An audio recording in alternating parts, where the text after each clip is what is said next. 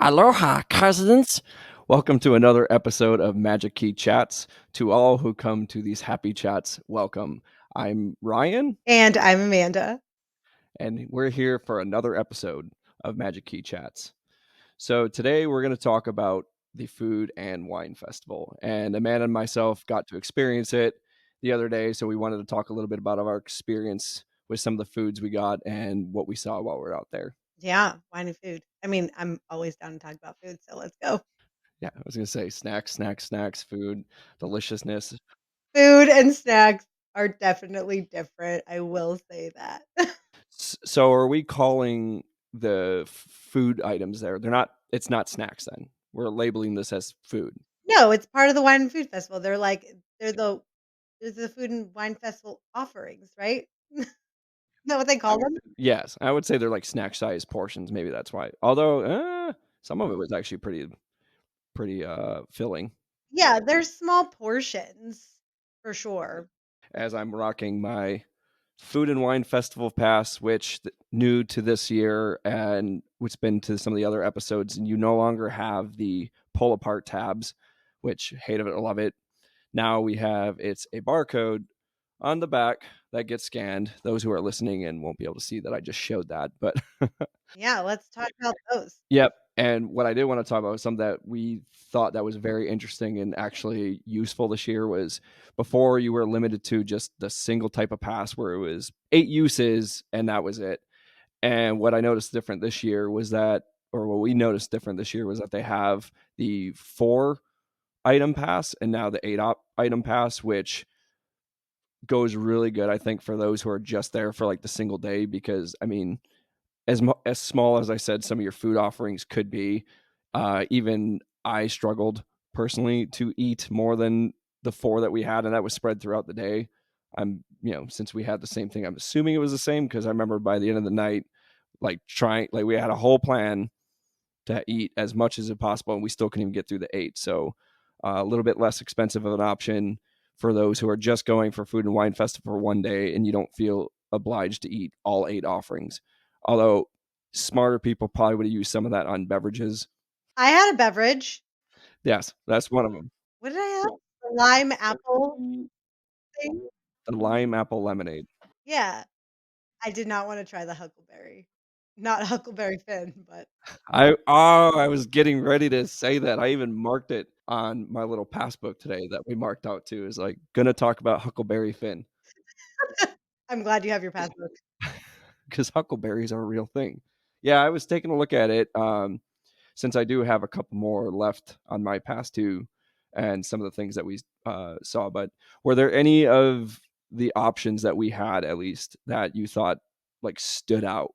Before we get into like the foods, I think we can elaborate a little bit more on our likes, dislikes about the pass, like the sip and savor pass. Because so if you're new to what the Food and Wine Festival is basically in DCA, Disney California Adventure. They have like these stands all throughout the park during the Food and Wine Festival. Have like different offerings and they're kind of snack size, which I actually like because if I'm going to eat food, I want a smaller portion personally.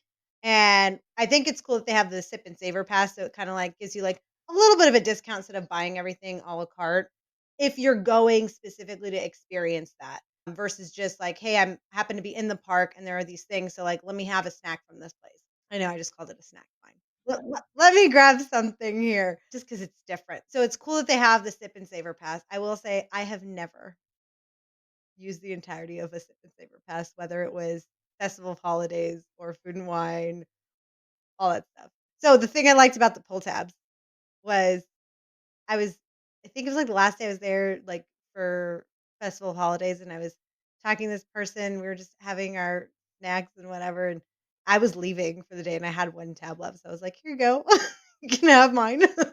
I haven't decided yet if I liked or didn't like the pull tab thing, and I don't know why because this scan barcode thing makes way more sense.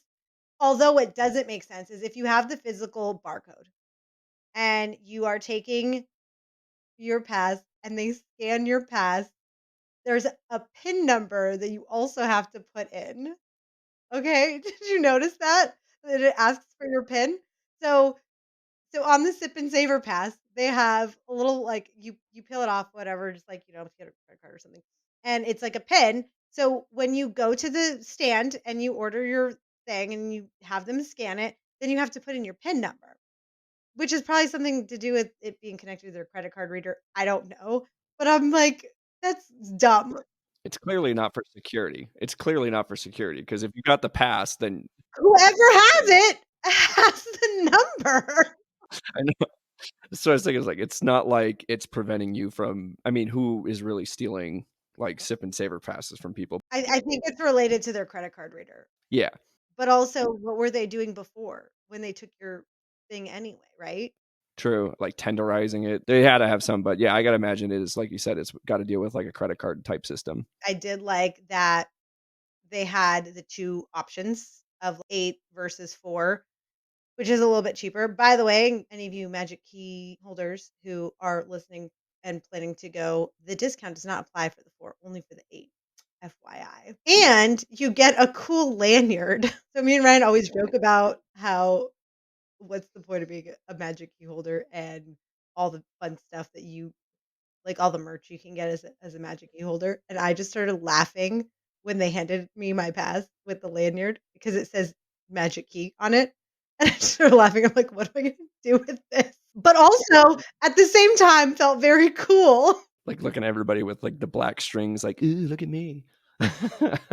Well, and as I pointed out on previous lanyards too, you can actually use this one on other stuff. Where previous lanyards, it was like a plastic clip that only plugged into the other plastic clip. So once that sip and savor pass was done, it was pointless.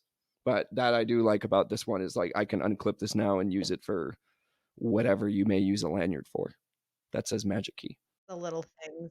I got used to the scanning pass sip and saber passes back in the Lunar New Year festival, and at first I was like, I'm struggling a bit because especially when you spread it out, like just with the tabs, you at least could see physically how many you had left. Yeah.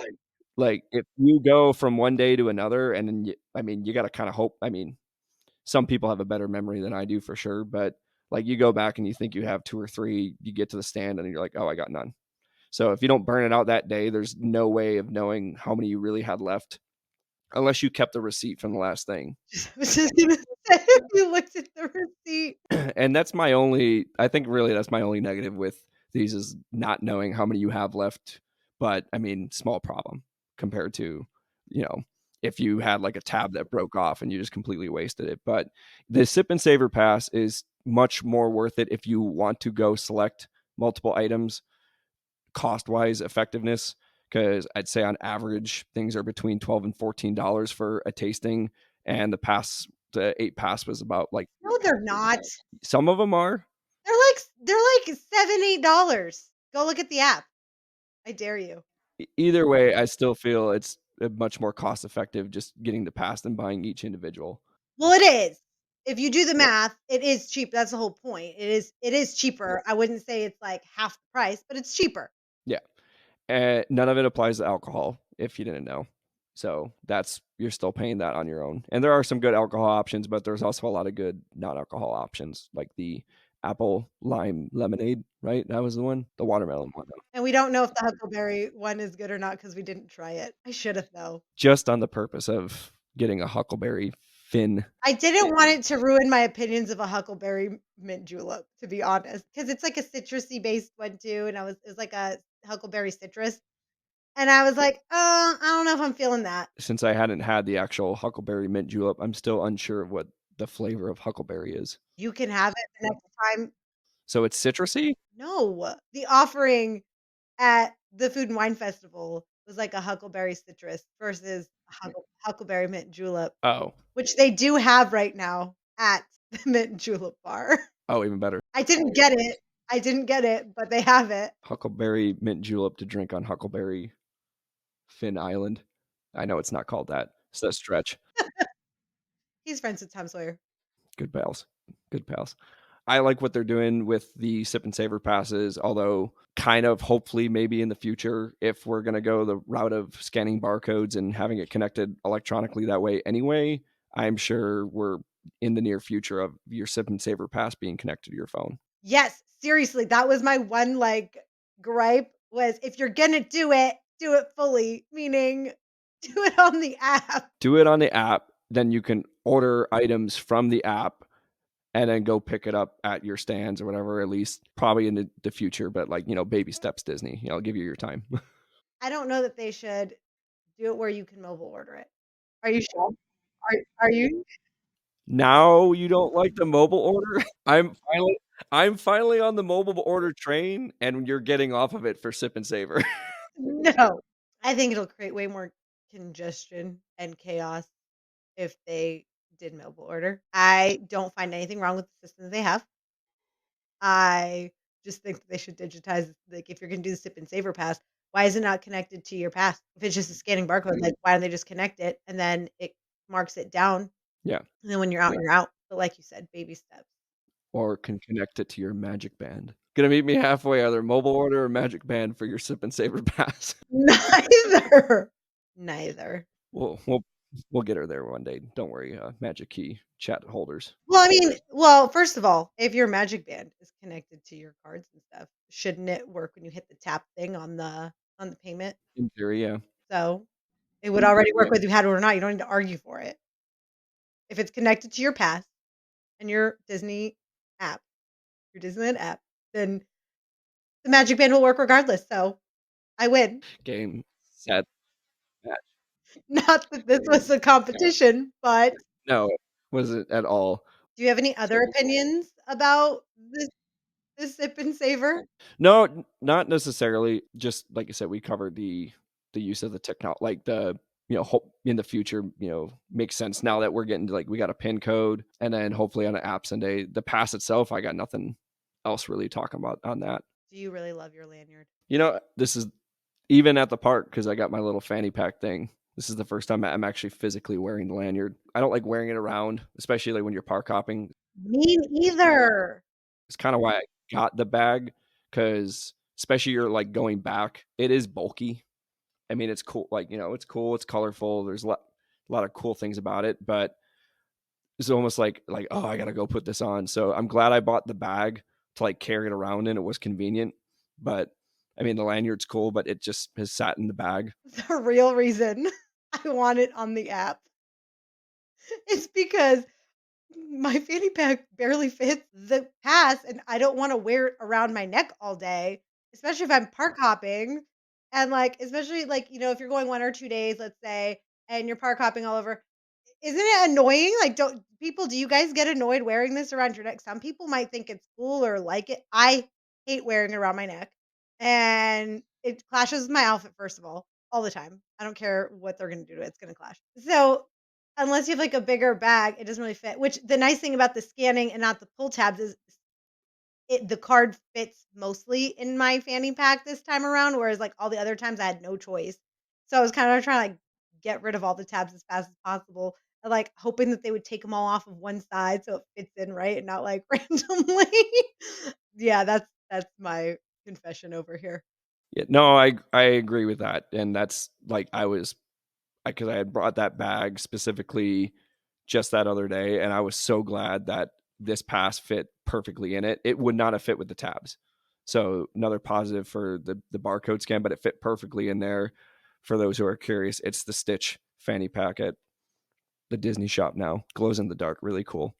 Don't hate on it. What are your thoughts on the festival itself? I, didn't really get to do too much of it last year. Like, I had stuff, but I kind of stuck to the same two or three stands because I only used like two or three each time I went, and I just kind of creature of habited and got the same things each time. Aside from the Snickers macaroon, which was there again this year, and it was good for a whole year as far as decadence and sweetness. It was delicious, but when I first ordered it, I thought it was like macaroon sized, and the thing was like the size of a softball. I still kinda wanted to try it. That's for sure. Not while I was at the park though, because I was so full from everything else, and I was like, I can't have this Yeah. sugar right now, I'll die."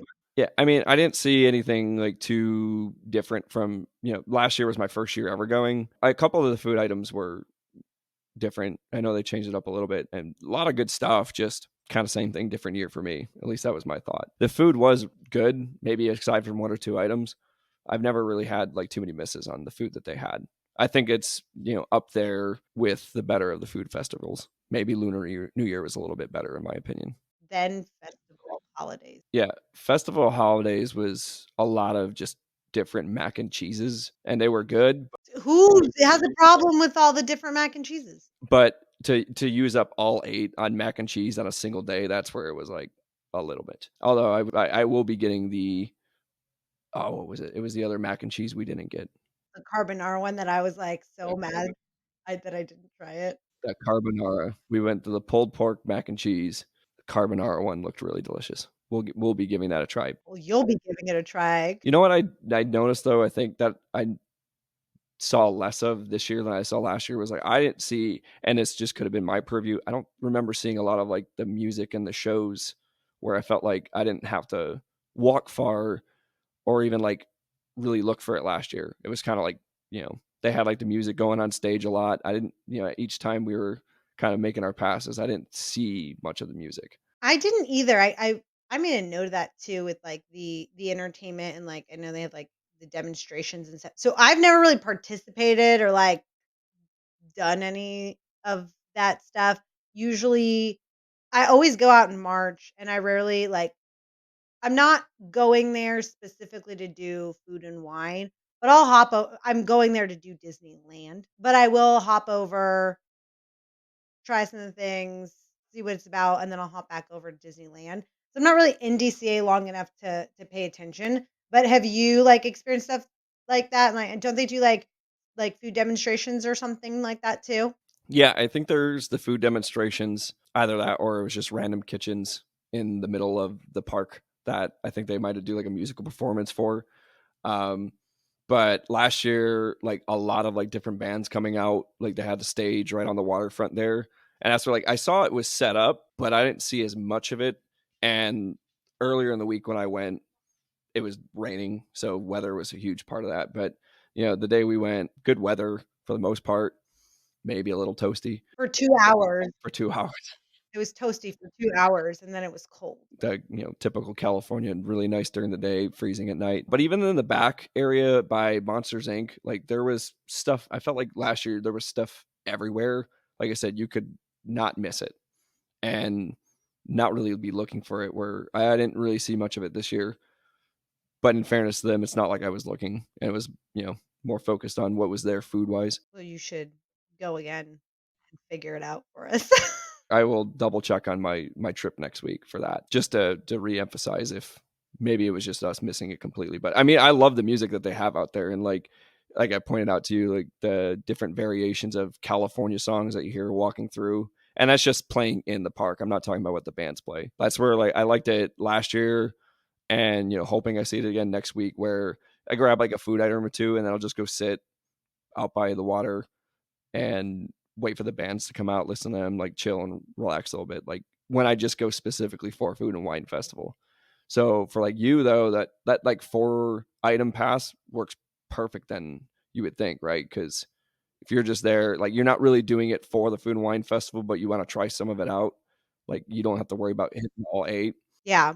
Another tip as we get into all the foods and things we tasted is, first of all, on the app, you can actually look and see what all the food offerings are at all the different stands. And they have like a little like passport that has them all broken down what their offerings are. So what I would say is check out what the food offerings are because that's what I do.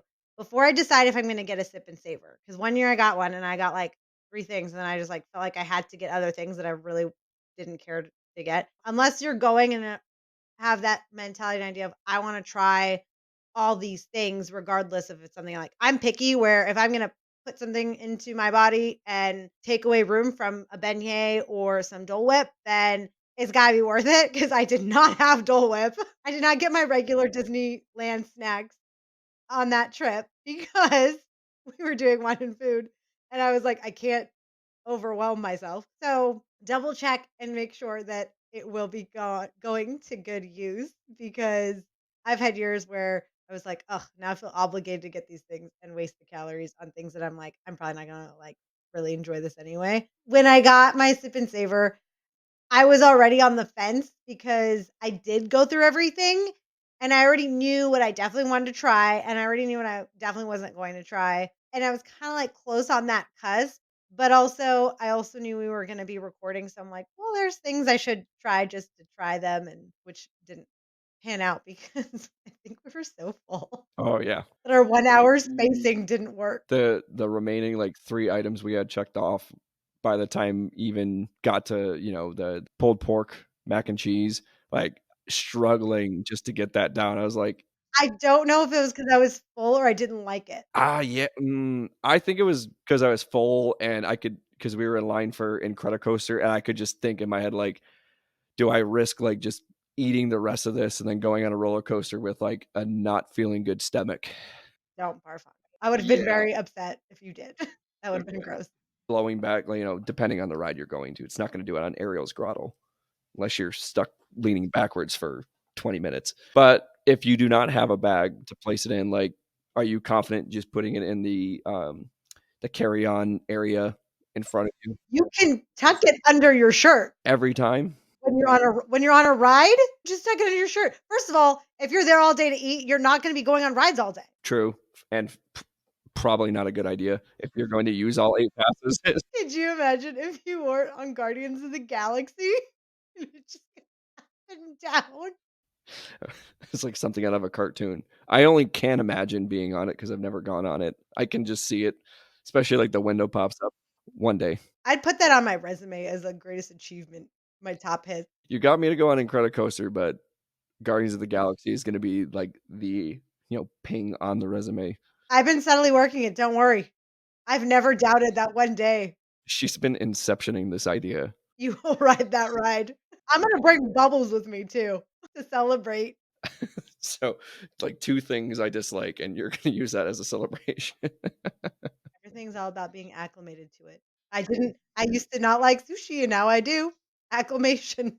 Would not have guessed that, and thank God they do not do sushi at these food and wine festival things. Was there anything that we had that you were like, "Oh, this is really good?" The pork belly, I think, was my favorite, and then the biggest shocker, because I remember ordering this just out of pure, like, "This really can't taste that good, but I gotta try it," as a Buffalonian, and I see chicken wings, and then, right smack in the face is, pizza flavored or cheese pizza flavored chicken wings. My idea was, like, it's probably coated in cheese and garlic and cannot be all that great. Boy, was I wrong. It sounded gross, It did. but it didn't look gross when you got it. It is absolutely worth the try, so if you do one of your sip and savor passes on something, I definitely recommend it. Best way to put it is it's a wing coated in pizza seasonings. I don't know why they call it cheese pizza because there's no cheese, but, like, it's whatever seasoning that you would use on a pizza crust. Although, I did not agree with the ranch. So, fun fact about Buffalonians, we do not use ranch on chicken wings, so no ranch. I would have loved the blue cheese with it. The wings were, like, by far, like, my biggest good surprise, and I would say kinda the biggest letdown was the burger bao bun. Yeah, I was thinking the same thing. It wasn't detestable, No. but I wouldn't get it again. I remember being hyped up for it last year because every time I had attempted to get it, it was always sold out, so I'm like, "It must be really good." And yeah, it wasn't terrible, but just wasn't out of all the other things that we had, I think that was by far, I think, my least favorite of the options that we got. Because what was the other one we got? Not with oh, no, the fish taco. That was up there too. That was my favorite, Yeah, was the Baja fish taco. the Baja fish taco is good. They did really well with that. Mhm. What about you? The top selection was the fish taco, so Fish taco. yeah, so we were kind of on the same page. I think we rated most everything about the same. Yeah, and again, not to say, like, anything was, like, absolutely disgusting. I don't think we hit anything that was I don't even think we saw anything that was like, "I'm absolutely not getting that." Oh, I mean, I saw some things, but that's a preference. Oh, wait, I do. I do have something that I was like, "Why is this on the menu?" Okay. This is what I really wanted to get into. Okay. The Earth Stand, whatever it's called, All Earth or something. So that one. So I think it's great because they're having vegetarian, vegan options. Okay. Cool. Why were both of their options had impossible meat on them? First of all, impossible meat, gross. Like, I don't know what you're putting in that to make it look, feel, taste like meat, and it's not meat. Like, that cannot be good for your body, number 1. I mean, okay, yes, most things I put in my body are probably not good for my body either, but I try to be somewhat conscientious. Also, fine, have one thing with impossible meat, but why are both things? Why is there not like a plant? They're like, oh, because they're both plant based. Because I guess impossible meat is plant based or something. I don't know. Regardless, why don't you have an actual plant based option or more creative option with vegetables? And I'm mad that they took away the avocado one Yeah, I remember you talking about this. because who doesn't like avocados? And we're in California. So that should have been there just to say that there could have been one option that's with impossible meat, fine, go ahead and do it. But then having something else for people who like don't want impossible chicken tenders. First of all, gross. I have enough problem with impossible burgers. Both of the options there were both had impossible meat. Again, if you like impossible meat, great. One of those options could have been impossible meat. I think they also were like one of the sponsors too, so that might have something to do with it.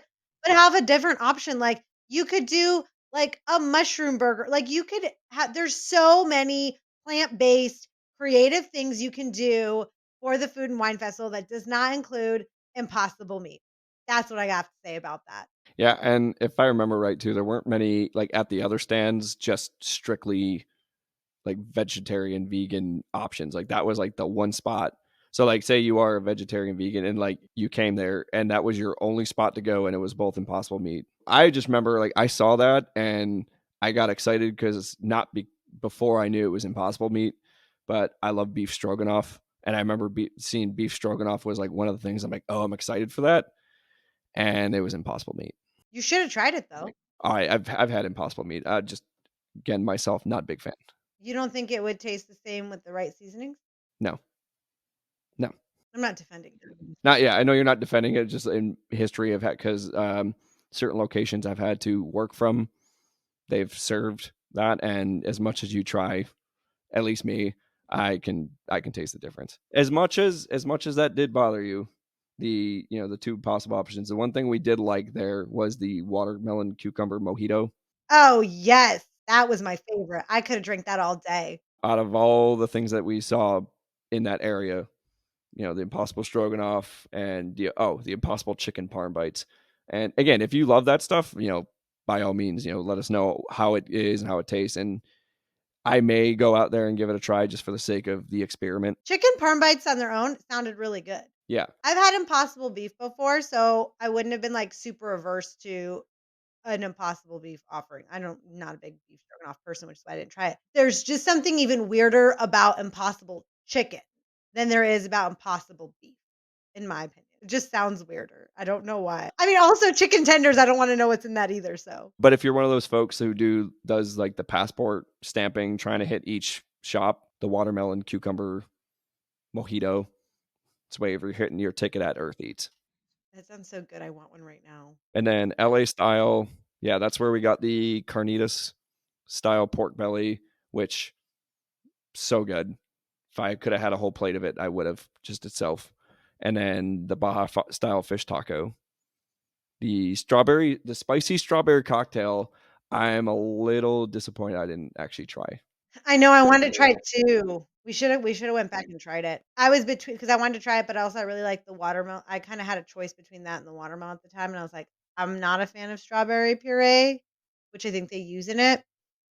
Not a big deal, but it's not preferable to watermelon.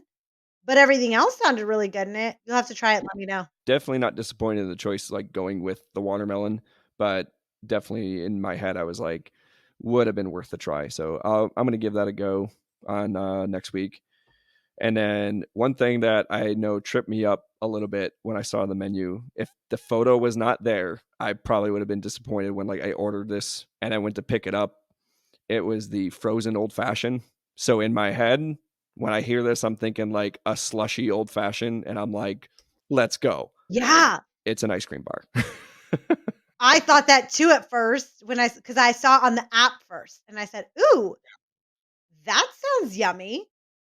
And then I looked at the passport and I was like, "Oh, that's not what I thought it was." But if I was in an ice cream mood, maybe I would try it. That's a, like, day 2, day 3 try for me, not, like, high priority, but if I was there and I wanted to try something, that sounded good to try, but it wasn't something that I was like, "Oh my gosh, I really wanna try this." I just remember the conversation when you mentioned that, and I like in my head, I'm like, oh, like I'm a big fan of old fashions, and like my favorite old fashioned in the park is at Carthay Circle. That's the only place that would make a good old fashioned. Nowhere else. No, I wouldn't try it. but in my head, like we're talking about this, and I start bringing up the old fashioned to Amanda, and like, no, it's an ice cream bar, and like I had to like look at the passport, like what? So disappointed. I'm thinking it's like a slushy. It was perfect because it was hot. I'm like, that sounded delicious.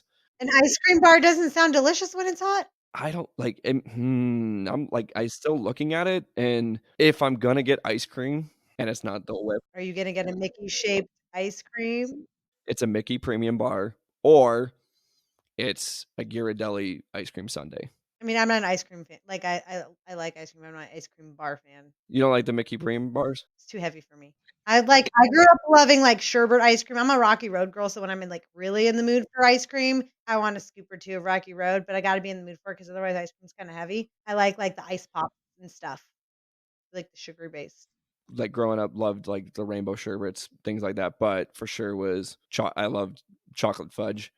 And we used to do like the chocolate fudge, the butterscotch, like make ice cream sundaes at home, especially with Ghirardelli chocolate. This doesn't really still look appealing to me. An old fashioned ice cream bar. It doesn't look appealing, but it doesn't look gross. No, it's like when I look at it, I just still kind of see like frozen. Like it looks like fruity. Doesn't feel like it would taste like an old fashioned. Cherry bitters. Yeah, It probably has a cherry flavor to it. yeah, it looks like it's got like the maraschino cherries and then like orange peels and stuff. So I mean, it looks good, but it's not what I would think it would taste like. Is it, alcoholic or non-alcoholic? It says non-alcoholic. So that's at Golden Dreams, by the way, if you're curious. And then the one that I know like kind of caught the eye a little bit, doesn't sound terrible. Blueberry pancake cold brew. That sounded gross. I'm indifferent. I'm also not a coffee person, but what would a blueberry pancake coffee taste like? Yeah, I understand like blueberry cold brew maybe, but what's the pancake part? Like where are you getting the pancake flavor? Exactly. That sounds disgusting. I may skip my Starbucks. I'll give it a try for the sake of science. Ew. The peach cobbler cocktail and a fig matcha latte, just neither one of those sounded too great to me. I love peach cobbler, but Some of these things are too Californian. peach cobbler? No, matcha. Oh, the matcha. I was gonna say the peach cobbler. That's our boys and gals in the South. I'm speaking in general. Stop matcha hate. No, I'm not a peach cobbler fan anyways, so I wouldn't have liked that one. I don't know how that would taste in as a cocktail. Yeah, that's I'm interested. Don't get me wrong. Peach schnapps, like, Oh, ew. does it say in the app? I'm sure it does. I'm sure it has a breakdown of what's in it. We can get my reaction on Instagram later on that one. I'm now curious. Now we're at nuts about cheese, barbecue pulled pork mac and cheese. This was the one. Not sure if we loved it, but not sure if we hated it. Yeah, I think it was a combination of, like, it wasn't bad, but it wasn't amazing. We were also pretty full Yeah, because we just had, what, the pork belly and the taco. But there was still some time in between to digest, and I was actually feeling a little peckish anyway at the time. I think it was the barbecue sauce that threw it off. I was also considering the fact that so we ran into a little bit of a conundrum, if you will, if for lack of a better term, of folks unsure of where the standby line started and the lightning lane started at Incredicoaster, and it became kind of a whole thing. I was wondering, like, at least in my head, like the stress of just like, I mean, not that I'm sitting there like freaking out. I was. That was mainly because the fireworks. I knew that. The fact that I don't know how I've never run into this issue where the lines for the single rider and the lightning lane merged. If you were there that night, and it wasn't even just like the time we were there. It continued for at least the next hour or so, trying to like doing Amanda's tip, get your snack before you wait in a long line, and we couldn't even figure out where the line started. And then by that point, when we finally got like actually in the standby line, just waiting in this mysterious lightning lane line for 15 minutes, I think I was just so like wired out that my stomach, I was just like, I wasn't even hungry anymore. You lost your appetite? Yeah. So I like I said, I don't think it was terrible, but still probably not everything was settled from the previous food that we ate, which was amazing, and maybe you should have saved that. I can tell you for a fact that, like, if it was really good, it doesn't matter what mood I'm in. Okay, It doesn't matter how I'm feeling, what mood I'm in. If it's something's, like, really good, if I take a bite of it, I'm like, "I don't care how I feel, I'll eat it." Like, I will eat it. It just wasn't the best I ever had. Like, it wasn't bad. It wasn't like, "Oh my gosh, I'm gonna vomit. This is gross." Like, and I don't think any of those foods would make it on there if they were that way. Again, most of this is all just our preferences too on, like, what we prefer and like, and our commentary on them. just very glad nothing grape flavored made its way onto the menu. Oh my god, could you imagine? There were some other things I wanted to try that were not the stands because they also have some of the other restaurants in the park participate and have certain things on there too, which are in the passport and on the app, I think they tell you that too. I wanted to try some of those. I obviously did not get around to it. But just FYI for those of you, just in case nothing from the stands themselves are appealing. Yeah, even in downtown Disney, I know they have some partnering locations as well. So, like, if you don't make it all the way into the park, you could still get some of it at downtown Disney. And yeah, it's in the app. I don't know if it's in the app, but I definitely know it's in the back of your passports. I have yet to try any of those, but that's usually because I'm trying to get like what's physically in the park first. Usually it looks a lot more delicious, like carbonara, mac and cheese. Stop. I was thinking about it earlier and I was like, "Ugh, I really wish I'd tried it." I mean, there were some returns from last year too. Not a lot of them. Which one? I think the grilled top sirloin was either there last year or it was at another event because I do remember having that, but it was the empanada, I think. Was it the same empanada or was it a different kind of empanada last year? No, I remember getting that one, the chili relleno empanada. I loved it last year, and that one was another one that was like a quick sellout. Like every time you were there, some people, I was lucky to get it once, and then I tried to go back and get it again and could never get it. In that day, I definitely was in the mood for anything spicy because I do remember it being somewhat spicy, at least for me. But yeah, that one was back, and then like I said the burger bao was back again. I can't compare it from last year to this year. Did you have it last year? No, that's why I was like kind of hyped up about it this year was that I tried several times to get it last year and it was always sold out. And it's possible it's because it's right in the same place as the beer flights. So kind of like maybe hitting two birds with one stone and people are just like I want food with my beer flight. One thing I did a lot last year that I don't think I saw this year too was they also had a lot of like stands that just specifically sold alcohol like over by the plaza area like there was like a not a brewery but they had like kegs and stuff that you can get full size servings and that's where I learned one of my favorite beers the California cream and orange creamsicle beer. I think it's a local California one too, because a buddy of mine found out where you can buy it locally. But that's where I, would actually do like more like beer tasting stuff when I was done with my food and wine pass. You would just go head over there and like try the different beers that they had over there.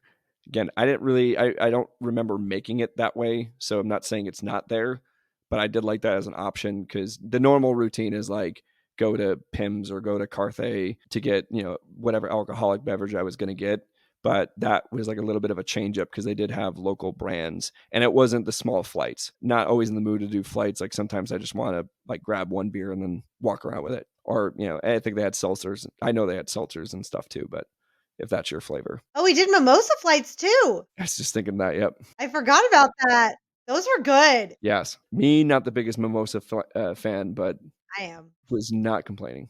Yeah, you were teaching me through that one. I love me some mimosa. Do you remember the three flavors? I know the hibiscus was one. Hibiscus rose was one of them. That was good. Was there one that had like lavender? It should be listed in the passport, which what all three of them were. Yep. I just wanted to see if you remembered. Yeah, chrysanthemum. Chrysanthemum. Mhm. Chrysanthemum. That's how you say it. That that one was better than I thought it was gonna be. Was it the first one we tried? Was that the one that I was like, no, I'm not about it? Or was there's a no, I liked the chrysanthemum. I liked that one. It was the other one I didn't like that was probably citrus based. I would Apricot lavender. yeah, the apricot. I knew there was lavender in one of them. Apricot lavender. It wasn't bad. That was the one that I was like, "This is better than I thought it was gonna be." It was on the sweeter side. I like apricots. I don't like apricot syrup, so I wasn't a fan because it's too sweet. It was way, way too sweet for me. I'm a brute kind of person, so I don't even like sweet wine. No thanks. So that one was my least favorite one. which is why I drink it first.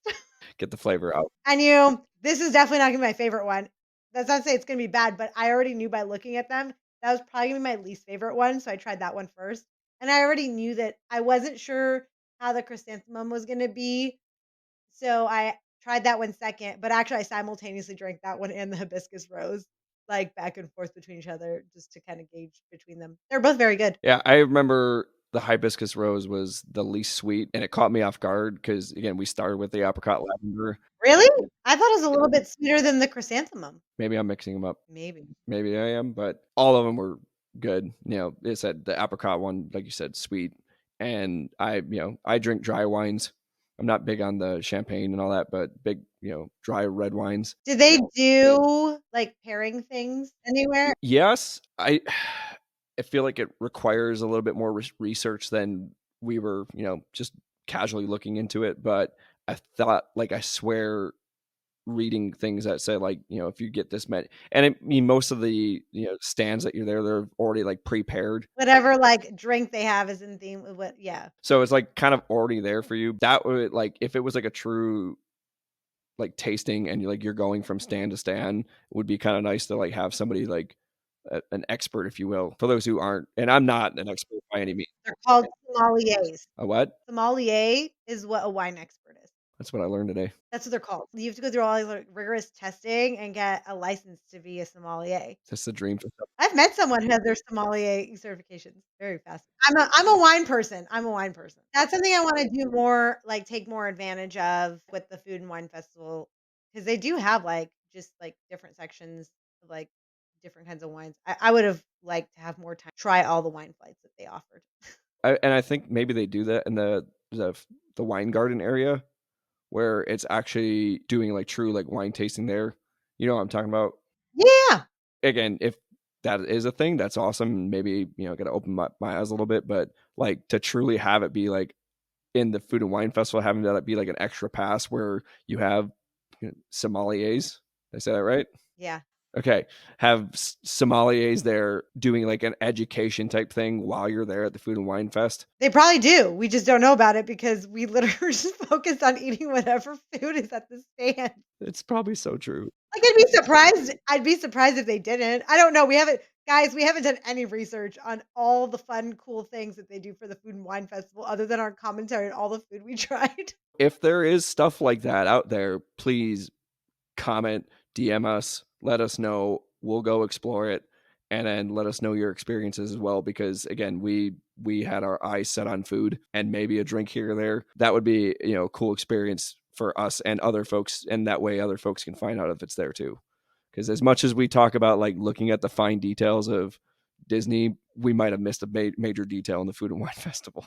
I think we missed a lot of details in the Food and Wine Festival. I think so. But that's the cool thing about Disney, everyone, is that there's so many details to miss. Yes. Always something to explore and figure out. What else did we try or not try or think about trying? Since you have the passport. The handy dandy passport, which I am kind of disgruntled that I didn't know that stuff was on the app, by the way. Oh, because you're anti-technology? No, I'm pro technology when it's more convenient than carrying on a book that again fit perfectly in my Stitch bag. I mean, the top sirloin, the Huckleberry citrus cooler. That's the big one. I was gonna try it because I was gonna try it when we went to get the sirloin and the carbonara, and then we didn't do that. Oh, right here. All right, at the participating locations. See, I wish I had seen this. Loaded carnitas pretzel bites. That looked really good. Oh, yep. Again, focus so much on the carts itself to even look at like the other participating locations. Some of it's like, yeah, I can't even say half these words. Taco gobernator, the molinator.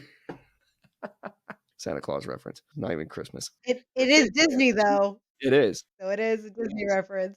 I wanted to add in a trivia thing for you aside from Food and Wine Festival. So, like adding a little trivia segment. Do you know who the longest tenured Disney princess is that did not have another Disney princess with a movie from the start of her movie? Like she was introduced before her movie. No, I mean like her movie came out and then there was not another Disney princess movie that came out for however many years. Like the one that basically they had this movie, and there was not another Disney princess movie for so many years. The longest tenured. I could guess. Take a guess. Oh, but I don't remember if Cinderella came out before Sleeping Beauty. Because after that realm, there weren't any princess movies till the late '80s, right? Am I missing something? Mhm. I'm right on this. You are right on the track. I know I'm on the right track. Hey, what year was Cinderella? And there's a reason I'm asking this specific trivia question. It has to be Sleeping Beauty because Cinderella came out before Sleeping Beauty. Sleeping Beauty, 1959. Yes! There is no Sleeping Beauty merch anywhere. And then until 1989, 30 years later, was when we had the next Disney princess, Little Mermaid. Little Mermaid. Ariel. Mhm. So for 30 years, Sleeping Beauty went unattested without another Disney princess. And the reason I bring this up, like as I was rewatching these movies, because did the tour of the Sleeping Beauty's castle, and was actually watching in chrono. Like I went back, Snow White 1937, Cinderella 1950, and then Sleeping Beauty 1959. And like thinking about like growing up in my as I was going through Disney, like Disney princesses was like a thing. Like you saw it everywhere. You had Ariel, Sleeping Beauty, Cinderella, Jasmine. Like they were like it was just everywhere. But thinking like for 30 years of the Disney parks, the only three princesses from 1959 on were Snow White, Cinderella, and Sleeping Beauty. Like it just kind of blew my mind as a thought. Yeah, I think part of why it blew your mind as a thought is because we now live in a society where everyone wants more. More options, more everything, and no one's satisfied with like a few good things. Because think about it. There's 3 princesses. Oh my gosh, the princesses are always around. And then you have Mickey and Goofy and like you have different characters and then you have these 3 princesses. And like why not to say that like let's not have more princesses because the princesses are great. And there's so many different kinds of princesses and different stories to tell, but it's all about the storytelling, right?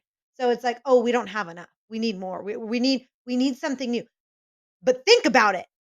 Think about the fact that it was never necessary. For 30 years. For 30 years, people were satisfied. Yep. Thinking about like you can't go around the Disney parks now without thinking like which princess I'm gonna see. And then essentially, at my parents and your parent, like that generation, they only had three options. And we got, well, I know they rotate them through. There's the whole criteria thing, but essentially, like for 30 years, it was just those three. Also, I wasn't alive before The Little Mermaid came out, so So yeah, because Little Mermaid, I don't know what Disneyland was like with that stuff. yeah, So I can't I mean, I don't know that we can compare things evenly as far as, like, parks go and, like, princesses stuff. right. People went there in different ways. As we were like going through Food and Wine Festival, you see like all these, like we're talking about, like all these options. You see all the stuff out there with all the Disney stuff, the merch, the princess. Do you know the history? Do you know the history of the wine Food and Wine Festival? That I do not. I mean, I don't either. I was just wondering if you did. Oh, I did look it up though. I looked it up. I didn't like research. I just was curious, and I guess the first time they did Food and Wine, I think was 2006 in DCA, but it originated in Epcot. Makes sense. oh yeah. Have you ever done it in Epcot? No, I've always wanted to. I know it's called something different. Like it originated there.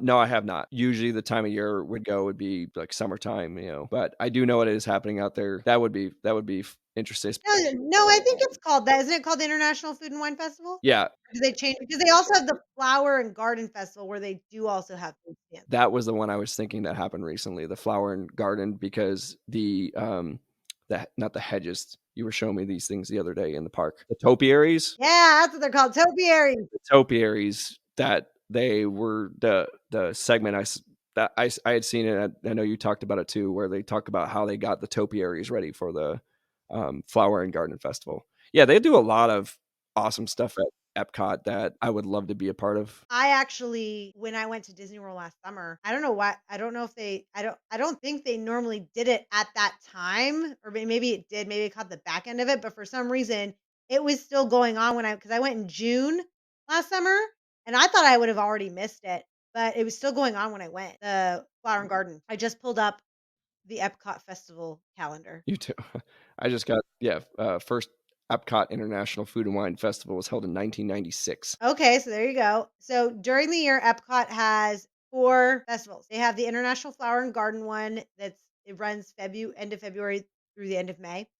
Then end of July through November is the International Food and Wine Festival. And then they do International Festival holidays during the holiday season. And then Epcot International Festival of the Arts, which is goes from January to February. Yeah, that one, especially having the World Showcase there, that's got to be really interesting to go check out. Oh yeah. I thought they had some really great food options with the when I did Flower and Garden last year. I didn't go intentionally to do that and I was like, "Oh, well, I'm going to take advantage cuz this is I'm here." So, Yeah, they had some cool stuff. yeah. Which I mean, Epcot alone, without that, has all the great food options.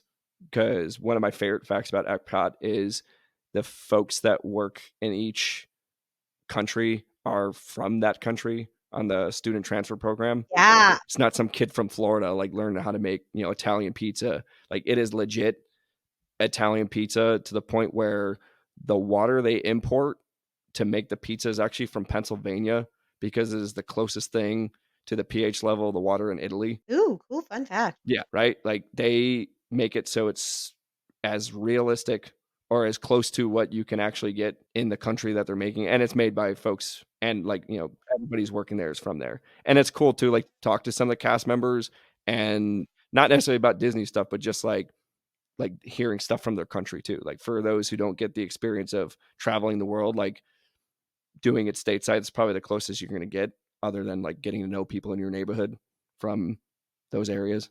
If you have that, That's what I love about Epcot. Epcot's my favorite park in Disney World. it got such a bad rap. And do you know what my least favorite park in Disney World is? I hope it's not Animal Kingdom. So Hollywood Studios. Out of the 4 parks, Magic Kingdom is my least favorite one. That doesn't mean it doesn't have some great stuff. To be honest, there's, like, one section that if they could bring it to Disneyland, I would be so happy. That's the Hall of Presidents. Oh well, ironically enough, Liberty Square, is that what it's called? Liberty Square? yeah, Liberty Square.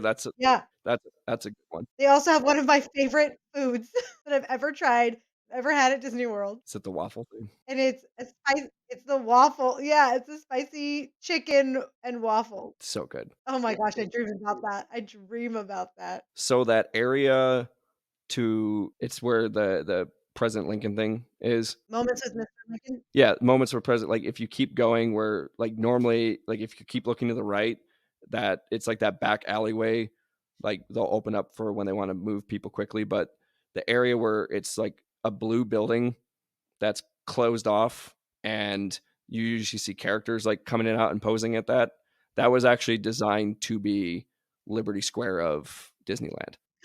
It was and they didn't do it? Yep. So that whole I'm so sad. yeah, That breaks my heart. it was, and that like what ended up happening, like what they settled with was, when they had Abe Lincoln, they, they built the theater there and they had that, but the original design before it got nixed for, money and funding and all that, was that area back there was going to be Liberty Square. Like that you see, and like you'll see it next time you walk through it, like it's supposed to be like the opening entrance that you walk underneath to get into Liberty Square for Disneyland. That really upsets me. I know. Hardcore upsets me. But yeah, now seeing like the Flower and Garden, like some of those stuff they're doing at Epcot, and I know we have a couple. I like they don't have Lunar New Year out there. I think like a Flower and Garden festival at California Adventure would be, or something similar to it. Not necessarily like Flower and Garden, but like something different variety that's not just food. But where would they put it? Um, Where do they put all those things? where do they do it in Epcot or here at California Adventure? No, here. We don't have space in Disneyland. That's true. Do you think they'd need anything? It would really be summertime because the Food and Wine goes till, like, the end of April, and then you're getting into the summer months. Yeah, And it's different too because they're mostly locals anyway, yeah. versus Disney World having these different things to attract you at different times to come to the parks. Yeah, that's understandable. But one thing I do know is coming up that I have never been to before is the Pixar Fest. Yeah, so that's their version of the Flower and Garden. It's Pixar. Is it? I Timing-wise timing-wise, So I know nothing about it. I've done Food and Wine Fest, I've done Lunar New Year and Halloween, whatever. And then it was really not until a friend of mine told me like, "Hey, are you going to Pixar Fest?" And I'm like, "I don't even know what it is." So maybe you can enlighten us who, oddly enough, I don't know something about it.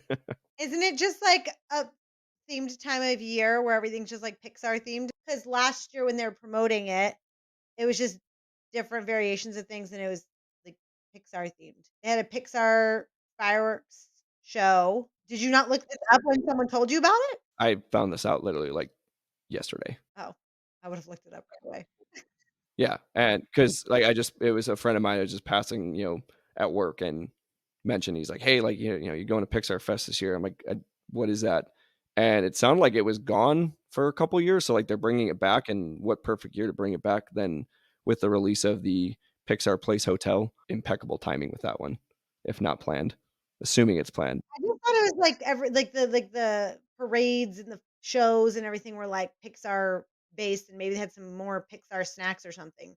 It looks like they do it at both here and Hollywood Studios in Florida. Oh, Oh no, this is the Hollywood backlot in California. go to Disneyland.com. Oh, I'm on it. Just when I saw Hollywood Studios, I was assuming it was Florida. I'm not thinking about the backlot by Monsters Inc. So yeah, they got parades that are Pixar. Hollywood backlot has characters. They got Pixar Pals Playtime Party, Do you know what I'm so mad about right now? Magic Band Plus experiences. I miss the Mickey's Magic Mix whatever fireworks show that's going on right now. I'm like, that's okay. I'm going out in April. Pixar Fest starts on April 26th, which is the day I'm going to Disneyland next. And that's when the Pixar Spectacular Fireworks Show is going to begin, which is great, but I missed out on this fireworks show. So it's kind of sad, but it's still going to be fun. Assuming the fireworks don't get canceled. I see you channeling in. They have a Pixar Pal celebration parade in California Adventure Club Pixar at the Hollywood Backlot. So I guess it's just like fun and dancing with. Yeah, so like in the little stage area, they probably got the music going and everything. And the Fantasyland Theater is fun-filled party with Pixar characters for playtime party. Hey, did you know there's also Discover Magic Band Plus experiences in the park and at nighttime spectaculars? You missed when I said that. Oh, I was too busy reading. While you were internally being frustrated about the fact you're gonna miss the fireworks, I thought that's what you were upset with was the Magic Band. I totally missed you saying magic bands. Because that's what I did. I was like, look at it, and you're like, do you want to know I'm so frustrated about it? I'm looking right at it. I'm like, the Magic Band Plus experiences. Oh, because you thought I was like, there's also character greetings for Pixar characters and food and treats, which is my favorite one. So they're gonna have different selections throughout DCA. And I will say, like the only research thing I did do with this, and as much as I hate on the popcorn buckets, it's probably got the coolest popcorn bucket I've seen released at Disney, and it's the Pizza Plant truck from Toy Story. Oh, that's cool. I can't wait for us to have a whole episode on popcorn bucket. Yeah, because there's even another cool one out, but I won't ruin that one. That's more for the Star Wars fans, and if you know, you know, because you've seen it. You've already been hyped up. All my friends who are Star Wars fans, we've already sent it to each other. But yeah, I mean, it looks like a good time. A nice transition from like Food and Wine Festival, something a little bit more back to Pixar, Disney related. But yeah, I mean, no, I've never really had an issue with the 2 years I've done the Food and Wine Fest. Maybe I got to think, like, as we kind of like talk through this, I think there's a little bit more discovering to really do than just looking at the food. So maybe there's more out there. Hoping, you know, the wine pairings and things like that. Because when I first heard, that's kind of like what I thought it was. I thought it was just like a wine tasting festival. I'm like, oh, and I mean food, of course, but more like hoity-toity. Hey, don't make fun of me. I'm not. Hoity-toity. There's winemaker dinners at Carthay Circle. Did you know that? Favorite food and wine pairings with while a winemaker explains the artistry in every glass. That sounds fun. I feel like I want to do this next year. There's beverage education seminars. Is is that only during Food and Wine Festival? I think so because I went to the page on the Disneyland website. It was like, let me just see if there's anything else on here other than the food. There's culinary demonstrations, which we talked about a little bit earlier. There is a lot, we missed out. No, there's a lot that we haven't experienced yet because there's so much to experience when you go to the Food and Wine Festival. Oh, and also I didn't do Soarin' Over California, Oh yeah, which they bring back during the Food and Wine. Yeah, it says live music at Paradise Gardens Bandstand and live music at the Palisades Stage, but we didn't see any of that. no. Again, when I went Monday, had the weirdest weather with the rain, not the rain, rain, not the rain. I know we weren't necessarily like looking for it too, because we did. You were there on a mission. Food and Wine Festival, Disneyland. Use your sip and savor pass. I got the extras left over too. Although I don't know how many I have left because it's not the tabs anymore. I have 6 left. I counted how much were left. You had 3 and I had 3, so you have 6. I can tell right now the type of person that uses car locator, this guy, because I can leave the park and not remember where I parked. Amanda, just gonna remember where she parked. I do, but I also use car locator just as a backup. Oh, good. But I did. Did you see me pull my phone out when I said exactly where my car was? No, you didn't. No, no, but my brother who watches the podcast is gonna be so happy hearing this because he did help with it on the tech team, and I've been trying to help promote that app since like day one of release. So I'm so glad that other people other than me are using it. The fact that the parking structures are so big and it's hard to keep track of, like, anything, then you're spending the whole day in the park away from your car. Because there are times where I'm like, if I am in the store too long, I'll leave and I'll be like, "Wait a minute, where's my car?" It's true. Especially, like, if you, like, got there at the beginning of the day and the thing is packed, at least you know what floor your car's on.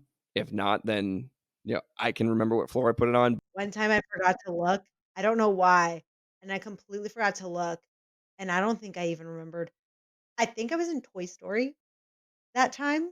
I think I'd parked in Toy Story, and I had no clue where the heck my car was. Thank God it was, like, the end of the night, so it was a little bit easier to try to figure it out. I think I remembered, like, things I had passed when I was on the bus, so I was like, "Okay, so it's after this, but I don't know." So it's, like, in between these sections, but I don't know where it is.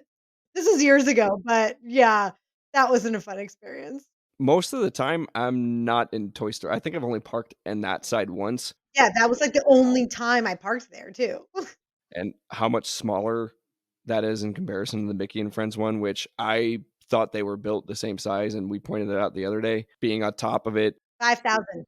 oh, yeah, That's the capacity, 5,000. I looked it up. it's easy to get lost, especially, I'm not like the person that I can tell you how to get there. Like I don't know street names and that, but I'm like a visual person. So I'll say like take left at the Marriott and then 2 streets down. Like I'm a visual person. For somebody who relies on visual keys and like you go into the park and it's a full parking lot and then you leave and then it's empty parking lot. So some of those visual representations might not be there anymore. Yay, car locator. I'm a fan of car locator. See, we were just bashing on the apps not too long ago, and now we're like, so then there's this. How awesome would it be to have this app, use this app?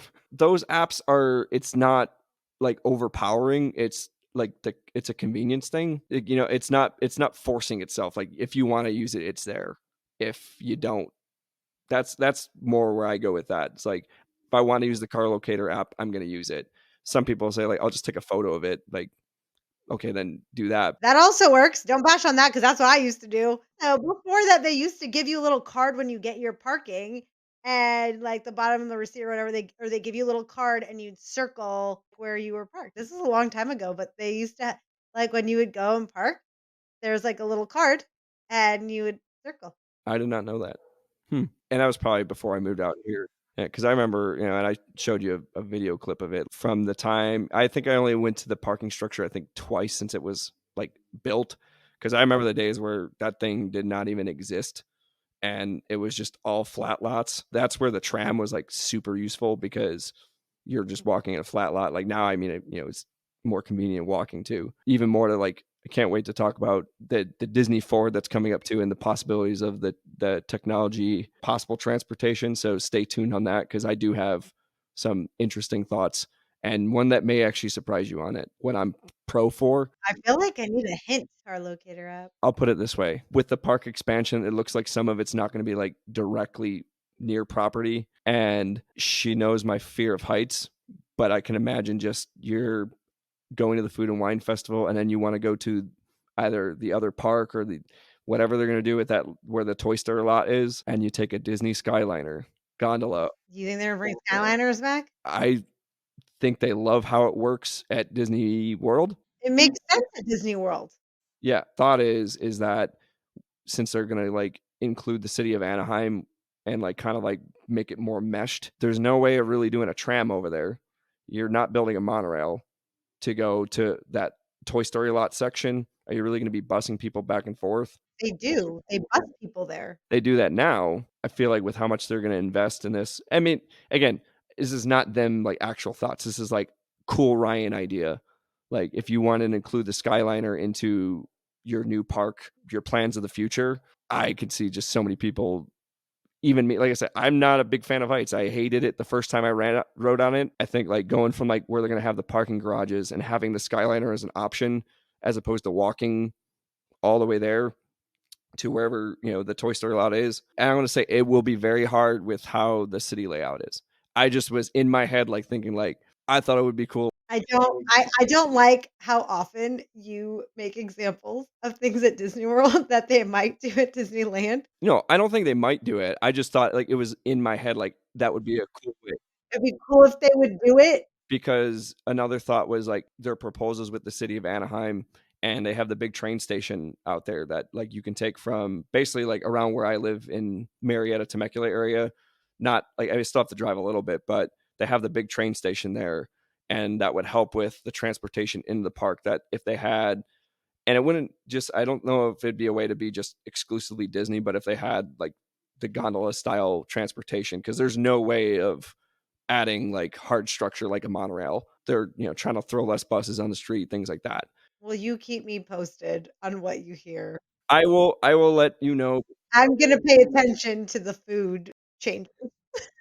I will let you know because I've been following that pretty closely since 2020. I will at least also be going to D23 in August and going to the Parks Expo on that as well. Again, you take it with a grain of salt with what you hear there, but at least seeing like some of the ideas, like what they're going to and like ideas that they have, and you can kind of pick and choose of like what's actually feasible with, again, this was just me. Like I thought it'd be a cool idea. It's a cool experience if you've never done the gondolas. Even if you're afraid of heights, just do it. Just do it once. I promise you. I have done the gondolas, they were pretty cool. At Disney World. I don't know how motivated and excited I'd be to do them at Disneyland. I know a lot of folks miss them because it used to. You remember it used to go through the Matterhorn. Yeah, I mean, I don't remember, but yes, I know that they had them. I mean, a lot of issues with them too. But for the folks that don't know, they had gondolas that would go through the Matterhorn, and if you look hard enough, you can actually see where the hole used to be that used to go through. And the reason they have so many issues with the Matterhorn is the ride structure started to fail because of the gondolas, which is why they got rid of them and then just made the Matterhorn its own entity. I know they were tinkering with that for years out in Florida. That's all I was saying. Like I see a success out there. It's a wish. It's a Ryan hopeful. It's probably not even going to ever happen, but it's a Ryan hopeful. Like thinking I'm on taking my sip and savor pass and I'm sipping on a mimosa on a gondola. Well, you know, a dream is a wish your heart makes, so you never know. You never know. When you wish upon a star. Oh man, there's so many good ones. Sorry, I couldn't. I couldn't. You set me up perfectly for it. You set me up perfectly for it. Had that in the back pocket the whole time. That's always in my back pocket. Do we have anything else to say about Food and Wine Festival? I don't think so. I thought there was going to be actually a lot more to say. Well, I mean, we didn't elaborate. Was there anything you wanted to elaborate on any of the things we tried or didn't try? Or were there anything that we didn't talk, any food options we didn't talk about that were kind of like, hey, people, maybe no, don't try this because it sounds weird, other than the old fashioned bar? The olive oil cake. Didn't you want to try that though? Yes. And what I'm going to say is I need to know, are those marshmallows on top of it?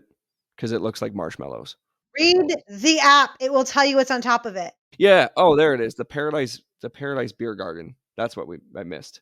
So that was the thing I was talking about earlier. So it is there. They have those are, yeah, you get full size options. That's what I liked about that, where it's not, because I don't necessarily like the beer tastings. If I want to try some, I'm going to try a full size beer, and it's a little. Oh, they have build your own flight too. Ah, dang, I missed so much. Well, next visit. What do you think about the fact that they had less stands this year? Did they? Yeah, they had 2 less stands this year. I read it online. I didn't really notice it, like clearly. Do you feel like you didn't have enough food options and would have liked more? No. Really? I did. I felt like I would have liked. I felt really lacking this year compared to last year. And also something I am mad about from last year, they used to have one of the, I think it was Uncorked. They had like a cheese platter Oh yeah. was one of the things, and then, like, you could do it the one and I was kind of bummed that they didn't have that. I was really bummed about that. Did they not? Oh, no. They didn't. No, no, trust me. I read the app and I looked at Passport a lot. That would've been good. I didn't know they had 2 less. I think the options were better last year than this year. Yeah, I felt like there was more that I wanted to try last year. They had corn elote last year too. That was really good. That was it. That's where I got the empanada, and then they had the elote. It was so good. I cannot believe I forgot about that. Yeah, alright, now I'm mad about it. Oh, yeah, I don't care about food. And then they had, like, a fried avocado thing. I don't know if it was, like, a fried avocado burger or something like that instead of, like, they did have an Impossible burger. The food from last year was memorable. This year, I'm like, I don't even remember what we ate 3 days ago. I think more on the dessert side, like, I know Snickers was a sponsor, so the Snicker macaroon made it back. Like, I think the variety of, like, the dessert options for those who want something a little bit more sweet, They weren't good. there was nothing that really was like, "Oh," like you said, like, "Oh, I have to try that," as far as dessert goes. Getting down to the point where I'm looking at an olive oil cake and I'm like, "Maybe?" Oh, wasn't there, like, a pie one? Not this year, Yeah, last year? Yeah. last year, yeah. I'm pretty sure they had a huckleberry p probably not a huckleberry pie, I just wanted to say that, but it actually might have been. Who knows? Huckleberry season. If they come out with a huckleberry pie, it's gonna be sponsored by yours truly at Magic Key Chats. Huckleberry Fin Pie. That sounds so good. Huckleberries, not Huckleberry Finn. The fact I don't even know what huckleberries taste like, and I'm bored with trying it, like, cool. You should Google search, "What is comparison of huckleberries?" It's probably similar to blackberries or something. It's gotta be. It's in the berry family. Should I ask Google what a huckleberries taste like? I'm gonna have to now. The first thing was, "What do they look like?" But I wanted was, "What do they taste like?" Oh, the first thing I got was The Adventures of Huckleberry and Finn. Because you don't know how to use Google. I just typed huckleberry, that was the first thing that popped up. No, that is very poor input. Did you ever never learn how to research? Red huckleberries tend to be more tart, while darker purple, blue, and black berries are sweeter in flavor. They have somewhat of a mild flavor, similar to that of a blueberry. There you go. Huckleberries are similar to blueberries. To be honest, I always imagined something that looked and tasted more like a blackberry, but I guess they're more in the blueberry family. Like, looking at the photo, it looks exactly like that. Which wouldn't surprise me if it was a huckleberry and not a blueberry like mini pie last year. The desserts I felt were very lacking, but again, not gonna complain because just saved more room for Mickey beignets and Dole Whip and churros if that's your thing. I didn't get Dole Whip, I was very sad. I know. I came home thinking, "I'm having Dole Whip for breakfast the next time I go." Dole Whip for breakfast. It wouldn't be terrible, it's not yeah. It wouldn't, no. The churro flavors at the Food and Wine Festival, was that specific to that? What churro flavor? Oh, yeah, no, no, yeah, they had Food and Wine Festival themed churros because they were in the passport, and it was like it was like cannoli churro Uh-huh. because you wanted to try it for a second, and then you changed your mind. Mhm. It would ruin cannolis for me. It would ruin churros for me. There's no way. No, a cannoli is a cannoli. I don't want cannoli flavored things, I want a cannoli. I actually think I remember I had it last year. Oh, you did? Mhm. Now that it's, like, resurfacing, because I know you remember saying, like, asking me if we wanted to try it. No. I was asking if you wanna try it. I wasn't gonna try it. No, that's what I mean, like, oh, cannoli churro, because for those who don't know, like, if Disney started selling cannolis, that's gonna top the chart for me. Cannoli is by far my favorite dessert. Only if they're done right. Yes. I'm very picky. My family's from New York. I get my cannolis in the Bronx. I've had cannolis other places, and they're not satisfying. Although that Disney food cookbook, oh, that would be cool if they had so they have the Disney Parks cookbook. I was not a big fan of the merchandise per se, more so the Spirit jersey and the T-shirt that they came out with this year. Do you think it's weird that they do food and wine festival merch? I think it's weird. And that's kind of was gonna go with it. Like last year, I liked it because it was my boy Stitch on the shirt. I actually couldn't tell the difference between not that I would ever buy it, but that again, it's a me preference. I didn't really like it didn't stand out this year that I didn't like last year they didn't have Spirit jersey, but now they got a T-shirt and a Spirit jersey, and it just kind of looks like a normal food and wine festival. But like in my head, I'm like, other than food and wine festival, when are you going to wear that Spirit jersey and T-shirt? The Spirit jersey's not cheap. None of the spirit jerseys are cheap. Yeah, But are people really taking it so seriously that they feel the need to sell merch and that people are feeling the need to buy merch that are specific food and wine festivals? Is it really that big of a deal to certain people in their mind? Like, hey, it's a cool thing, and maybe if I'm not local, I'm gonna plan my trip out around the same time because I want to do the food and wine festival, but I don't know, man. Just that's a stretch for me as far as the merch goes. Like, last year, that Stitch shirt was near impossible to get. Because I remember, like, I went day 1, and I thought I could just go at any point in the day, and they were always sold out before, like, 10 o'clock every time.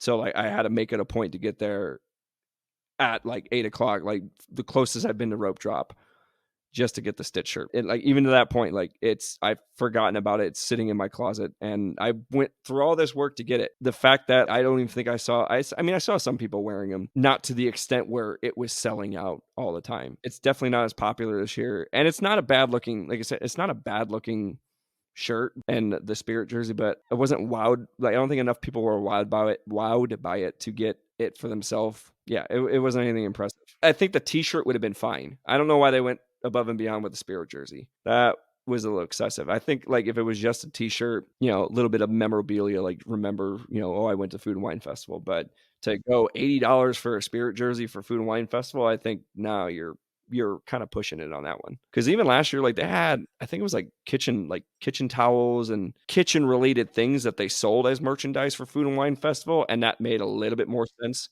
than a Spirit jersey. That makes sense. Yeah. Yeah, you're just highly promoting that stuff that you're already selling at like the home Disney section anyway. Yeah, I just didn't even notice the difference between, like, the normal merch and the Magic Key shirt. Like, last year, you could totally tell. I'm really burning myself right now for not wearing the Stitch. I'm sorry, buddy. So I will say that something I did appreciate. I always appreciate that they have extra tables all over.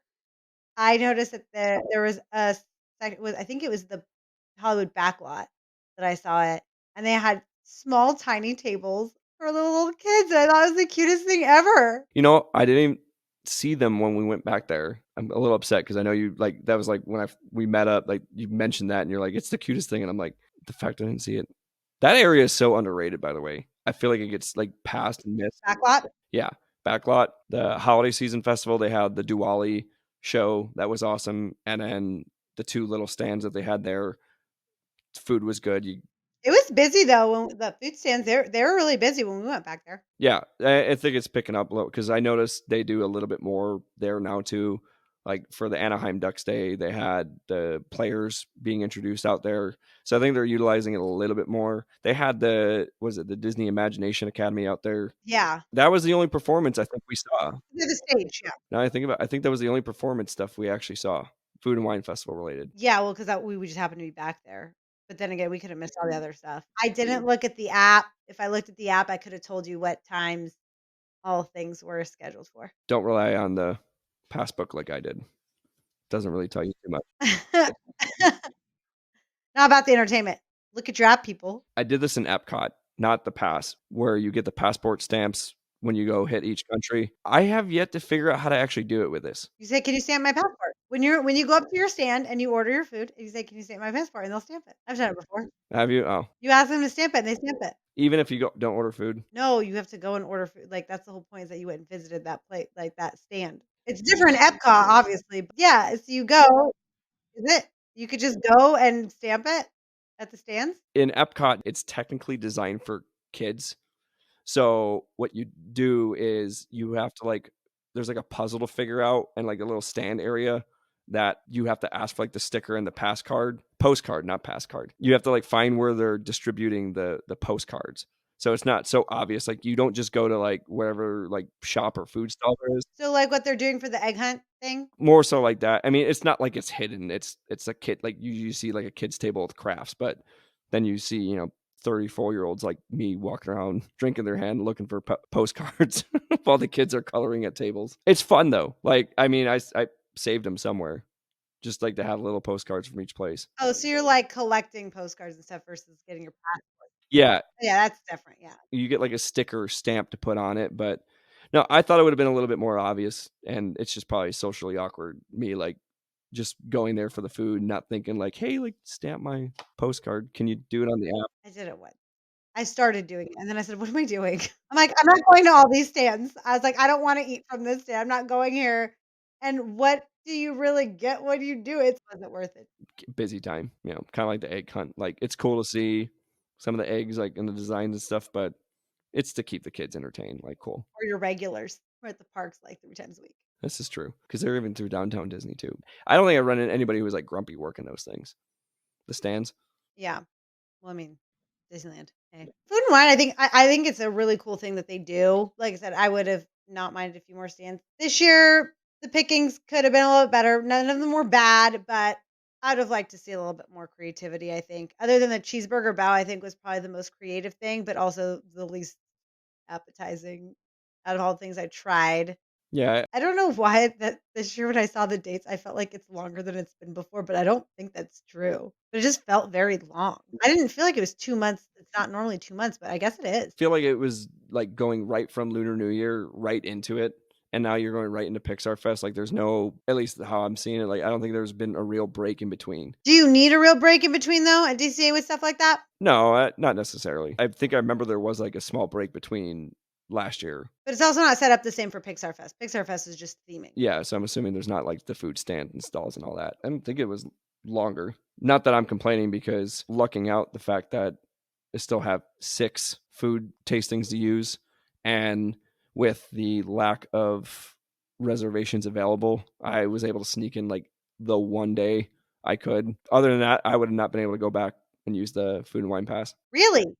In April? Because I've when I checked, April was all open. When I looked the other day, I'll at least put it that way. When I looked the other day, I was like, I got to find at least one day, and all I saw was like the one Friday. In April? I think I did see that they said that they reopened up more reservations. So maybe they were holding it off for the spring breakers to see like how many they were projecting to get, and then didn't get like a high enough, or as high as they thought. So maybe they opened up more reservations for Magic Key holders. But like I said, when I looked Friday, like I saw just that one day all the way through like end of April. So I was like, gonna have to use it. So Food and Wine Festival. I'm excited for next year's. yeah, a little more variety. This one's not even over yet, and I'm like, "Let's go."